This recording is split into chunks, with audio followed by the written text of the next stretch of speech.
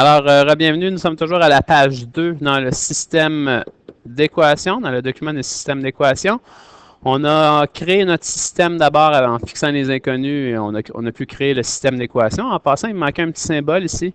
C'est que lorsqu'on a créé notre système d'équations, souvent dans les cahiers ou dans les livres, vous allez voir qu'on met une grande accolade reliant les deux équations. OK, c'est un détail, mais bon, c'est la façon que c'est représenté.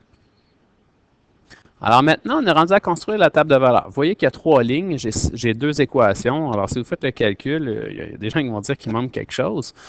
En fait, c'est simplement que la première ligne va être utilisée pour représenter la variable x qui représente le nombre de semaines.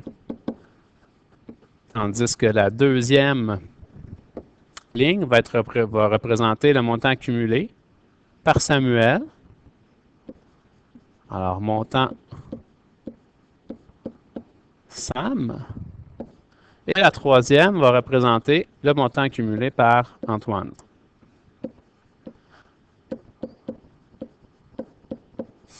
Donc, j'aurais pu, au lieu de faire ça dans une seule table de valeurs, j'aurais pu faire deux tables de valeurs, comprenant chacun deux lignes ou deux colonnes. Là. Mais aussi, on peut le faire en une seule. Ça nous sauve une étape, en fait. Peut-être plus difficile à comprendre pour certains élèves, par contre. Mais ici, on va le faire pour la première fois de l'année en une seule table de valeurs. Donc, ce qu'on fait, c'est que si on se souvient comment fonctionnent les tables de valeurs, c'est qu'on peut générer des x, c'est-à-dire qu'on peut inventer des variables pour x, des valeurs pour x. On ne peut pas inventer pour les y, parce que les variables y dépendent de ce qu'on aura mis en x. Hein, c'est la variable dépendante. Donc, ce que je fais ici, donc si je simule, je vais y aller pour Samuel en premier. Alors, si Samuel, si je veux trouver le montant qui va dans la case verte ici, combien Samuel a accumulé d'argent à 0 semaine?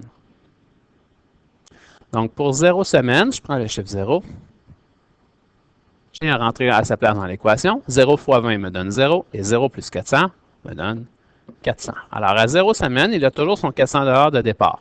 Maintenant, pour une semaine de plus, hein, il va avoir accumulé combien? Bon, il y a des gens qui sont capables de faire le calcul logiquement, mentalement, évidemment, mais la façon mathématique de le faire, c'est de dire 1. Alors, on va rentrer 1 dans l'équation. 1 fois 20, 20. Et 20 plus le 400 initial me donne 420. Etc. Si je vais avec 2, alors je vais être à 440, hein, parce que 2 fois 20 plus 400 me donne 440. Je ne suis pas obligé de faire pour chacune des variables, des valeurs. Je peux commencer à faire, à sauter ici, disons dire 7, 8, 10. Je pourrais y aller pour 20, OK, etc. Alors, pour 7, quelle est la valeur pour 7? Non, on fait le même calcul. Alors, 7 fois 20, 140. Et 140 plus 400, ça fait 540. On va avoir 560 ici. Nous aurons 600 pour le 10.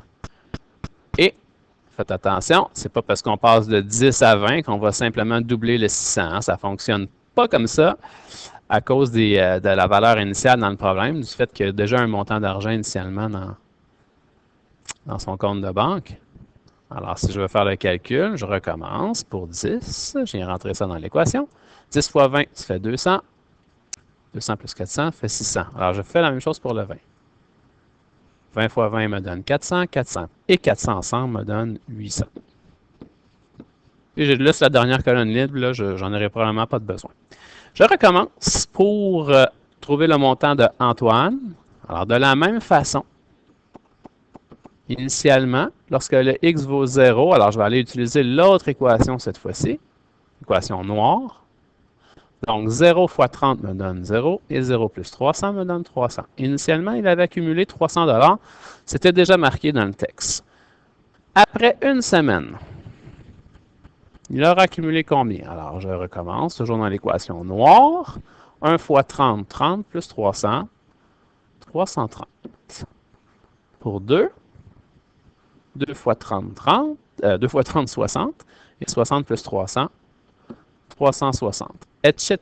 Alors, pour 7, on a 7 fois 30, 210, plus 300, me donne 510. Nous aurons 540 ici.